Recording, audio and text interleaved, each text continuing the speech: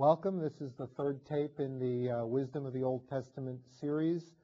In this tape, we're going to be introducing the Book of Proverbs and going through some information on the earliest section of Proverbs, which is not the one that begins in chapter 1, by the way. And you want to watch this tape to the very end, because at the end of the tape, I'm going to be giving you your homework assignment. So pay careful attention to that. Because I'll be modeling some way to approach this material, and then I'm going to want you to do it yourself. So first part of this tape is going to be a general introduction to the Book of Proverbs, looking at Book of Proverbs globally and structurally from a number of different perspectives. The first one is authorship. We can talk about authorship in two different ways. We can talk about traditional authorship, and we can talk about internal evidence of authorship. And beyond that, we probably can't go because we would just be speculating. Traditionally, let me go back here. Traditionally, the Book of Proverbs has been ascribed to Solomon. Now, that shouldn't be any surprise to you because, as we said in the last tape, Solomon is the one within the histories of the kings who has the reputation for being the wisest of all and the greatest sage of all time. This particular illustration of Solomon indicates his sage-like qualities. So Solomon is ascribed with the authorship of the Book of Proverbs. For that matter, Solomon is also ascribed with the authorship of the Book of Ecclesiastes, and a book that's not in our purview this semester, although it has some relationship to wisdom literature. The Song of Solomon is also ascribed to King Solomon as an author.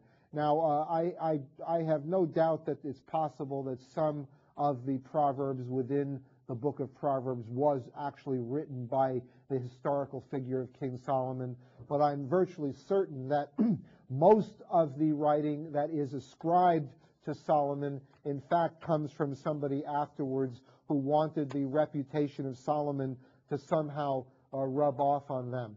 This is review from the last tape, but this is what Yahweh says to Solomon in response to his prayer. Indeed, I give you a wise and discerning mind. No one like you has been before you, and no one like you shall arise after you. So the reputation of Solomon is such that his authorship is ascribed to all of this stuff. But I think with a careful reading of the Book of Proverbs, we could break this down further, and our discussion of authorship moves very naturally and organically into a discussion of the structure of Proverbs. Now, Proverbs is a difficult book to teach because it's so disorganized. A lot of times the verses in Proverbs can be reversed or thrown in a different chapter, and nobody would even notice the difference because they're placed there randomly. So some understanding of the structure of Proverbs is really helpful. And fortunately for us, whoever the final sage was who edited the Book of Proverbs, he left little signposts or indicators to indicate where one section ended and the other began. And since I'm going to be teaching Proverbs on the basis of the different sections, this is a very useful thing to notice. So first of all, we read at the very beginning of Proverbs, the first chapter, the first verse. It introduces the work as a whole, or perhaps just this section, as the Proverbs of Solomon, son of David, king of Israel. Now, as I said, the Proverbs of Solomon, the smoothest way to read that in English is the Proverbs authored by Solomon. But in Hebrew, the Proverbs of Solomon could just as easily mean the Proverbs according to the Solomonic tradition. And I think many of the Proverbs ascribed to Solomon are just it's a poetic fiction to give the work some kind of status, some kind of authority. And in fact, the first section which is introduced by this inscription was probably not written by Solomon at all, but written considerably later. This section, which comprises chapters 1 through chapter 9:18, which is the end of chapter 9, that's understood to be what we called theological wisdom, and is probably some of the latest written parts of the book of Proverbs. And it focuses particularly on Lady Wisdom and Lady Folly. These two figures, they are personifications of wisdom principles, and they are held opposite each other. We'll be spending some time on these two figures when we study the first section of Proverbs. But for now, I just want you to know that the first section of Proverbs, which is a theological section, is introduced using the term the Proverbs of Solomon, son of David, king of Israel. A second section of Proverbs, and the one we're going to look at a little bit more closely today, is introduced by the simple phrase, the Proverbs of Solomon. If I was to read the whole verse, it says, the Proverbs of Solomon, a wise child makes a glad father, and so on. So this very simple introduction introduces a second section to the book of Proverbs, Proverbs 10:1 through 22:16. And these are ascribed at the very beginning as the Proverbs of Solomon. This is probably the earliest part of the book of Proverbs. This part of Proverbs I would identify primarily as clan or tribal wisdom. And as such, as I explained when I talked about clan and tribal wisdom, the verses are placed within the section with no apparent order or design. Occasionally, you'll get a cluster of proverbs about a particular topic, but for the most part, one proverb follows another with no discernible organization or pattern. So we're going to be looking at this section today, but for now I just want you to be aware that this is the second section of Proverbs, and this section is probably the oldest, and this is the one we're going to study first. Then we're introduced in chapter 22, verse 7, to a new section of Proverbs designated by the phrase, the words of the wise. And this actually doesn't start at the beginning of a chapter, but in the middle of a chapter. The chapter divisions in Proverbs, though helpful, are much older than the actual putting together or editing of the book, so we can't take that too seriously. But it just introduces it, the words of the wise, and then there's an admonition, incline your ear and hear my words, and so on. And this particular section of Proverbs is probably mostly royal wisdom, 22:17 to 24:13. It's a relatively short section. Following this section, chapter 24, verse 23 is introduced. These also are the sayings of the wise. What I want to suggest to you about this structure is that these were previously existing collections. That there was a time when there was a section of Proverbs that encompassed these chapters, and it's introduced by this. And then later, a subsequent editor took a number of different collections and sewed them together in a single, moderately coherent book. This also seems to introduce a section, chapter 25, verse 1, and this one's a little bit longer. It says, these are other proverbs of Solomon that the officials of King Hezekiah of Judah copied. Hezekiah is a 8th century king in Jerusalem. Solomon is 9th century, so this is at least 100 years later. So we have evidence here, first of all, that there were officials of a king who made it a practice to copy down proverbs, and that these proverbs came from an earlier period and were ascribed to Solomon. And this represents a new collection of proverbs, the other Proverbs of Solomon, I'm calling it, 25:1 through 29:27. And the final section of Proverbs is the only one that is directly ascribed to somebody other than Solomon. And we have this line here in chapter 31, verse 1, and it says, the words of King Lemuel, an oracle that his mother taught him. And I didn't put it on the screen, but chapter 30, verse 1 says, the oracles of Agur, son of Jacob, an oracle.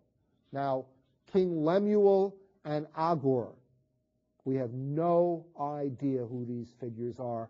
They are not mentioned anywhere else in the Bible. They are not mentioned in any other extra-biblical or non-biblical ancient material. This is the only place at all that they're mentioned. Nobody has any idea who they are. But these two chapters, chapter 30 and 31, 31 is the end of the book of Proverbs. These two chapters are very theological. In fact, the words of Agur in chapter 30, which we'll be covering in some subsequent class, is, I would say, the most negative, the most skeptical, the most cynical part of the Bible. It begins with a statement, I am weary, O God. How can I prevail? And it's probably the most depressing writing anywhere in the wisdom literature. Okay, we move now into a more serious examination of the second section in the book of Proverbs. Why am I doing the second section first? Because this is the oldest section of Proverbs. This is the section of Proverbs that seems to represent the earlier tribal sensibilities of the sapiential tradition. So we got a few general characteristics I want to inform you of. As I mentioned, this is probably the oldest collection of Proverbs. It also comes from a tribal and a rural society. It reflects the sensibilities of village agricultural living. As I mentioned, tribal wisdom is characterized by short and pithy statements, and I just can't stress it enough. Within this collection, within this particular collection, which we're calling the Proverbs of Solomon, as it's introduced by, there is no discernible arrangement of verses. Maybe here and there you could see two verses together that seem to go together. Three, very, very unusual. Mostly the thing is random. We could have put each of the Proverbs in a hat and mixed them up and taken them out and arranged them in a different order, and it would have made very, very little difference to our understanding. Shortly after I got out of graduate school, one of my professors asked me to participate in a project to write a biblical commentary, a commentary of the entire Bible. And I was assigned to write about the book of Proverbs. It's the Mercer Bible commentary, if you're interested. And I came upon this problem. How am I going to talk about this section of Proverbs when every verse is different? And the way some people do is they talk about each verse, and they just give a little line about one verse, then go on to the next one. I didn't want to do that. I didn't think that would be particularly useful. So what I decided to do was arrange all of the Proverbs in this section topically.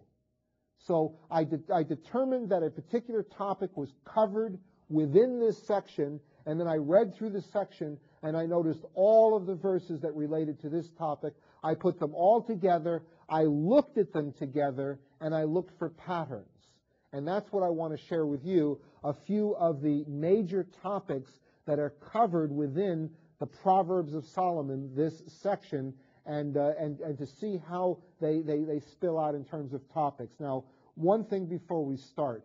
I mentioned earlier that there is no one single party line in the wisdom tradition. That, in fact, the wisdom literature is a site in which the sages debate the issues that are important to them. So when I arranged all of the Proverbs topically around a given topic, one thing I noticed is that they frequently said different things about the topic. They frequently said contradictory things about the topic. And I want us to note that carefully. The first topic, I guess I want to talk a little bit first to remind us about parallelism, that the tribal Proverbs are written in a very strict kind of parallelism. Now, here's an example of it, and I want to notice this one in particular because it introduces a theological theme that we are going to be revisiting throughout the semester. the proverb, typical parallel proverb, it says, Yahweh does not let the righteous go hungry, but he thwarts the craving of the wicked. Now, we have here an antithetical parallel, that is, a contrast between line A and line B. But the parallelism remains. We have in the first line, the Lord does not let.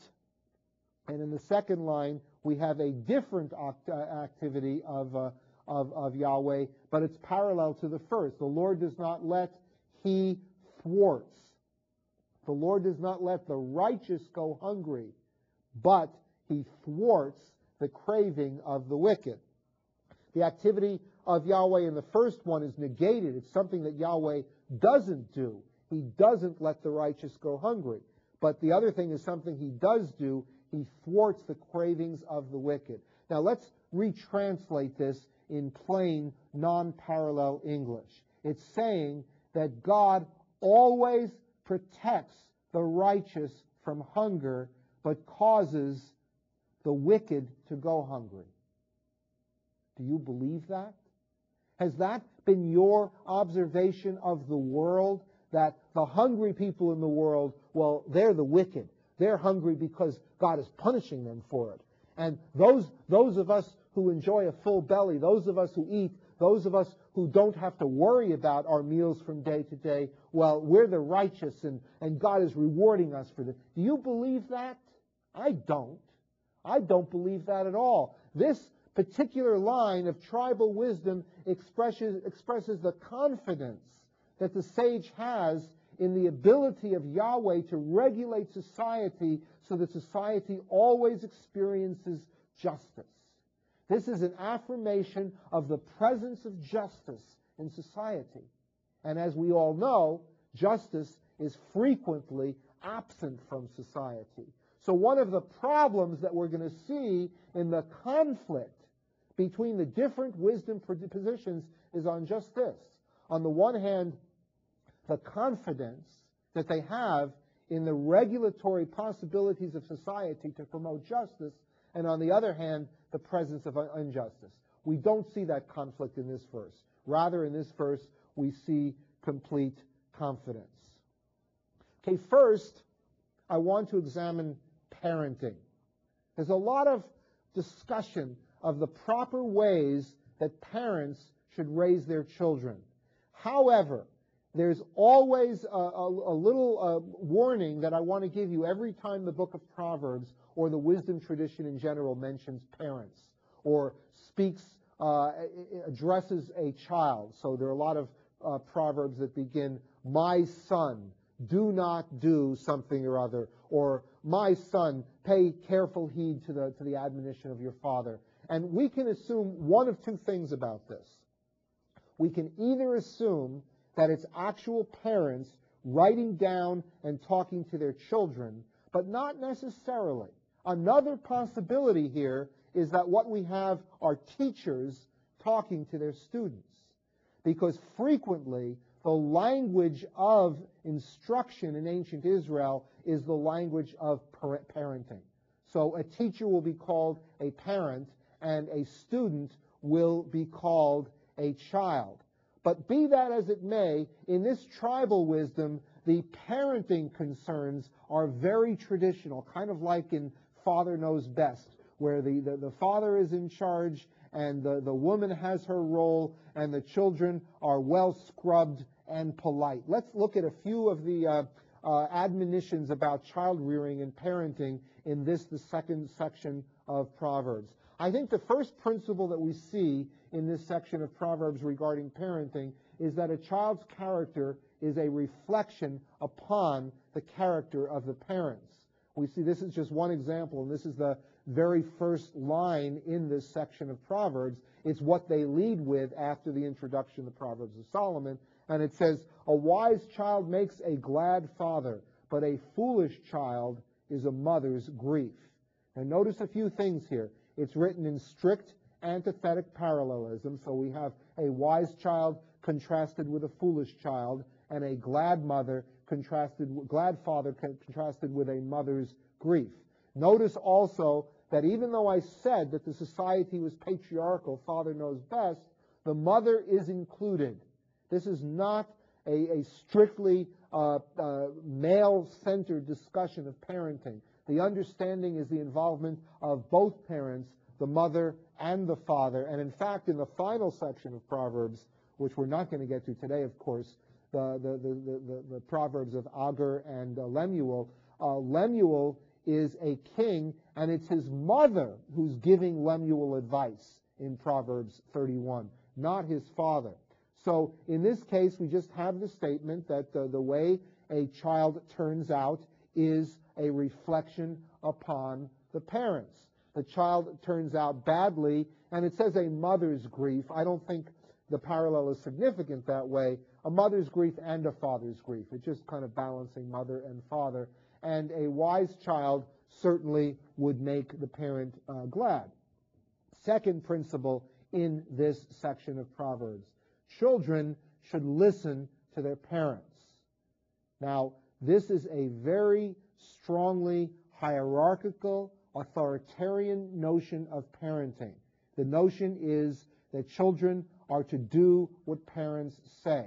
Now, this seems very reasonable and logical when we understand that wisdom is the legacy that the parents pass on to their children. If the children don't listen to the legacy that the parents pass on, well, then we're one generation away from barbarism.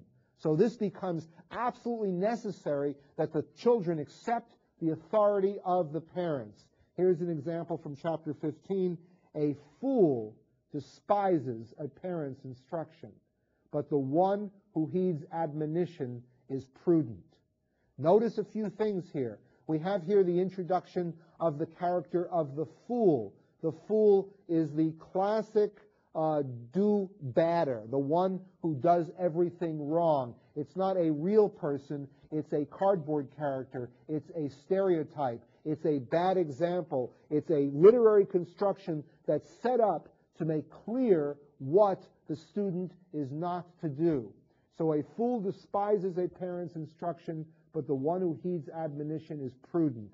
There are various ways to contrast the fool. Usually the opposite of the fool is the wise. And here we have an alternate rendering of that. The one who heeds admonition is prudent, and our alternate rendering of wise. Another characteristic of child rearing in this section. Parents should physically punish their children. Now, I am not advocating this. It doesn't make any sense to me that you want to teach your children not to be violent, so when they're violent, you hit them. It doesn't make any sense. I admit that I have, on occasion, spanked my children. I have always regretted it. And looking back, I wish I had never done it. I wish I had been smarter. I wish I had been more creative in understanding ways to raise my children. But this is the perspective of the Proverbs. Really until within the last 50 years or so, have the principles of corporal punishment in any way been questioned. But for the most part, that is the way children have been raised for thousands of years. But we look on this now and we recognize it as abusive and as continuing a cycle of violence from one generation to another. Unfortunately, the only legacy we pass down to our children is not wisdom. We also pass down bad things as a legacy to our children. And one of the bad things we tend to pass on is the legacy of parental violence. See, here we have an example. Those who spare the rod hate their children, but those who love them are diligent to discipline them. Now, I'm a great advocate of discipline. I don't think children should be allowed to run wild and do anything they want. But physical discipline, hitting them, seems more counterproductive than not. But that is not the perspective of the writer of Proverbs. The writer of Proverbs says that beating your children with a stick, in fact, is a way of showing your love to them. So I just might want to add that the proverb spare the rod, spoil the child, does not occur in the Bible, does not occur in Proverbs or any other place. That's an extrapolation from the proverb that I showed you previously. Those who spare the rod hate their children. There's no place in the Bible where it says spare the rod, spoil the child, although the sentiment, spare the rod, spoil the child, is certainly contained in this verse. So I'm embarrassed by this part of the book of Proverbs. I am not in sympathy with those who advocate that we beat our children with sticks. Just don't buy that at all. But there it is. That's one of the principles of child rearing that one finds in the book of Proverbs. Here's another one. Riches and poverty. There's a lot of concern with riches and poverty in ancient Israelite wisdom literature. And this should not be a surprise, because if wisdom is searching for the principles by which one can gain mastery over life, one of the chief indicators of mastery over life is material security, not having to worry from day to day where your next meal is going to come from. There was not much of a social safety net in the ancient world, and when people began to starve, they would beg or they would die. And so a person who is able to build up some level of material security has shown that they have mastery over the world. So what is it that this section of Proverbs has to say about material wealth? First thing it says is that wealth without righteousness will not endure. So there's at least some principle within the book of Proverbs that suggests that just because you're rich doesn't mean you're righteous, that there could be rich people who are evil. Now that becomes a theological problem for the sages. How could somebody be rich and evil when riches is a reward for righteousness? But here, at least we have a recognition of the possibility that somebody could be rich without being righteous, and that's not considered a good thing.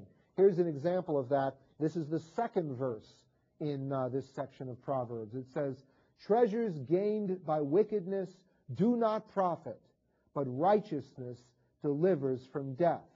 So on the one hand, there's a debate, there's a struggle that's going on within the sapiential community about whether indeed wealth is a product of righteousness.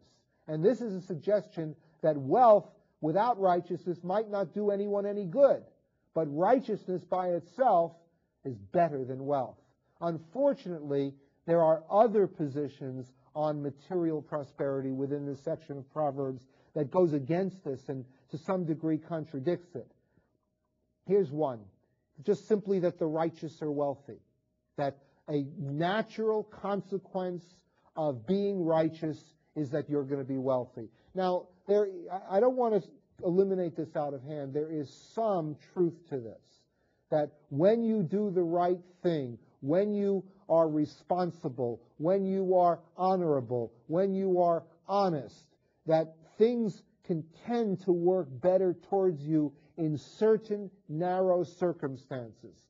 But I'm not going to say that to the people who are starving in some other part of the country because of a drought that's lasted for 15 years. I'm not going to say that to people who are starving in some country somewhere because their leaders are corrupt and incompetent. I'm not going to say that to people who are starving somewhere because they've been invaded unjustly by another country and occupied against their will. In each of those cases, we have righteous people who are suffering and starving, and it's not their fault. But in the optimistic, pro-society picture of some sages, the idea of wealth and righteousness, they go hand in hand together all the time. Here's an example from the third verse of this section. The Lord, or Yahweh, does not let the righteous go hungry, but he thwarts the cravings of the wicked. We visit this one again because this just infuriates me. This is so incorrect and so contrary to the experience of life that 85% of the people on the planet go through, that one has to just think of this sage as completely blind and unaware of the suffering that's going on around him, the innocent suffering that's going on around him. Here's another one, coming from the same place, it seems to me. It says that poverty is a result of laziness. Now, there's truth to that. If you're lazy, if you don't do the things you have to do at any given season of time, well, then you're going to go hungry. If you don't plant the crops when the crops have to be planted, then you're going to go hungry. If you don't weed the crops and cultivate them and water them when they need it, well, then you're going to go hungry. The old story of the grasshopper and the ant, the grasshopper playing all summer while the ant is loading up on food for the winter. And it is truth to that. But the reverse of it, and this is what's so insidious, the reverse to this idea, the idea that if you're poor, it must be because you're lazy. Well, that's evil. That's insidious. And that's something I'm happy to say that some of the later sages, particularly the author of the book of Job, just completely contradicts and refutes that idea. But we do see that idea in this section of Proverbs. And there's, as I said, there's some truth to it, as long as you don't reverse it, as long as you don't say that if somebody is poor, it means that they're lazy. And think of how many politicians have said something like that, have implied that the people who are suffering, it's somehow their fault. The Katrina victims, it's somehow their fault that they're poor, that they didn't have cars that could get them out of that place in time. So here we see the lazy person does not plow in season. Harvest comes and there is nothing to be found. So we have here the idea that the righteous are wealthy and the poor are all lazy bums. I don't believe that for a minute, but that is a very strong position present within the wisdom tradition. Fourth one, also within that tradition. It's good to be rich. I don't suppose too many people would disagree with this. There's a sense in which the New Testament suggests that riches are actually dangerous for the welfare of somebody's soul.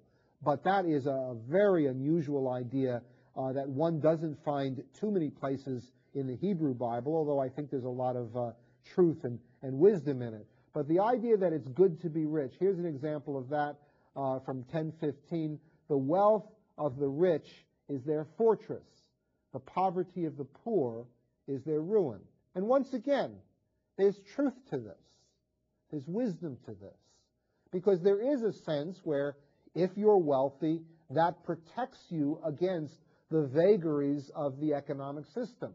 There are times of drought and there are times of plenty.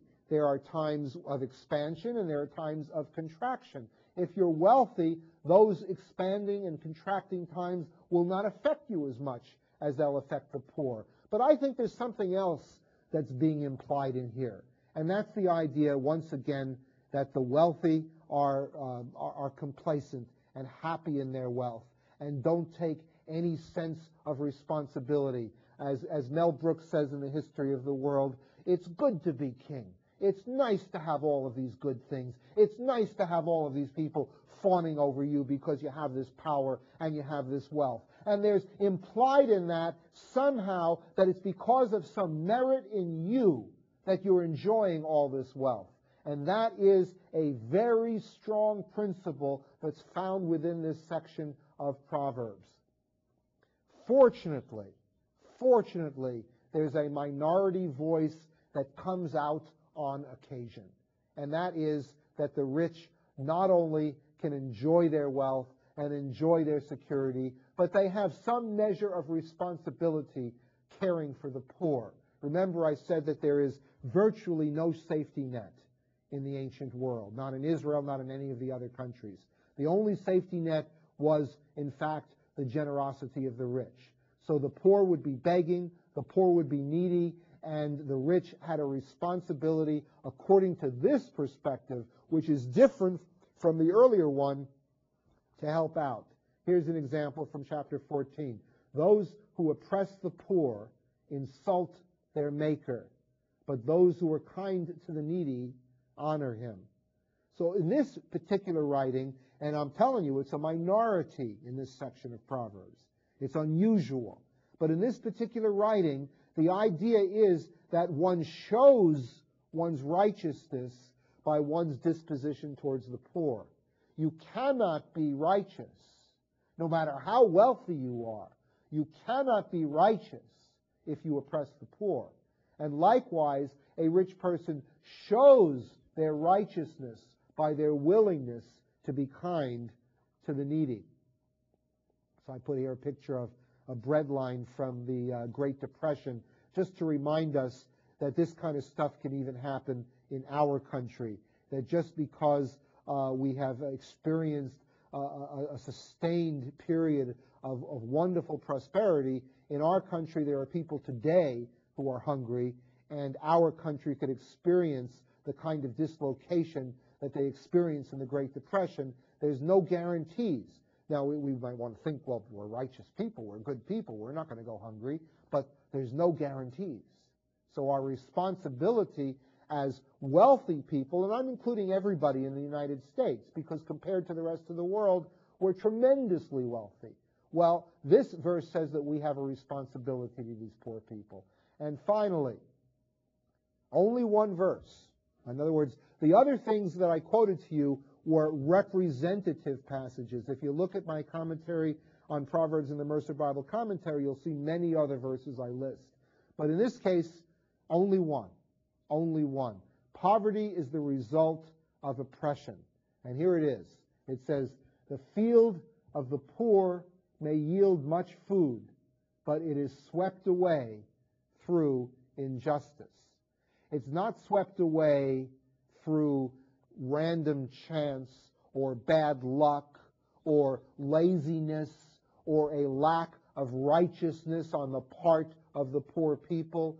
Rather, it's swept away because of the injustice of the rich. So there is at least the beginnings of a social conscience on the part of the sapiential writers, but only some of them. Okay, I could go through a lot of other topics here, but what I decided I'd want to do is give you a particular homework assignment to do the same thing that I just did with riches and poverty and with parenting and child rearing. What I want you to do is take a particular topic. I'm going to give you a choice of 3. Here they are. I want you to determine from this second collection, 10:1 through 22:16, what it says on one of the following topics. The speech of the wise and the foolish. There's a lot of stuff in this section on right and wrong dispositions towards speech. Here's another one I want you to look at, the law of retribution. I did one verse from that, but in a different context, the idea that the righteous never go hungry, but the wicked are always empty.